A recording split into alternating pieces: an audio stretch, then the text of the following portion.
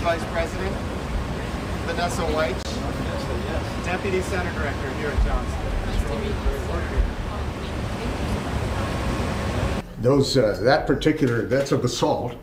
It's rich in a iron titanium mineral called. And so, you know, we've done a lot with the samples we have, and we've learned a lot about the moon and about the rest of the solar system. For the children. Yeah. Yeah. That's really great.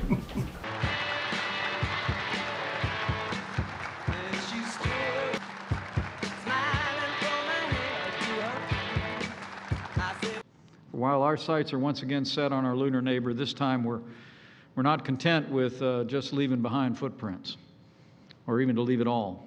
This time, the time has come, we really believe, for the United States of America to take what we have learned over these so many decades, put your ingenuity and creativity to work, and establish a permanent presence around and on the moon.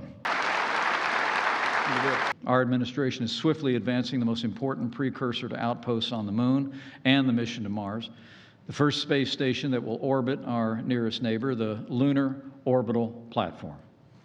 Last year, NASA began to work with American innovators to design this Gateway's unique electrical propulsion system. We're working with the Congress to provide an unprecedented $500 million to move the Lunar Orbital Platform from proposal to production.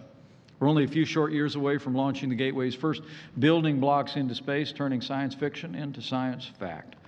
And our administration is working tirelessly to put an American crew aboard the Lunar Orbital Platform before the end of 2024. Men and women of the Johnson Space Center, it's not a question of if, it's just a question of when.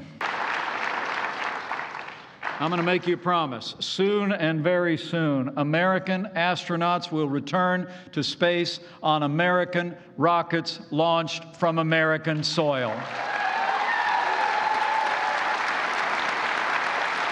America will not ever abandon the critical domain of space. We will open the way for innovators and development, and we will lead once again in human exploration.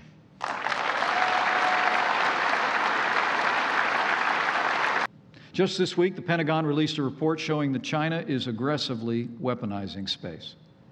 Russia, too, is developing and testing new and dangerous weapons and technologies to counter America's space capabilities. Well, let me assure my fellow Americans here, our administration is committed to keep America ahead of our adversaries in this critical domain. And as we speak, the Department of Defense is moving forward with initial steps to strengthen American security in space, and we will continue to work with both parties in Congress to provide the necessary authorities and funding to stand up a new branch of our armed forces.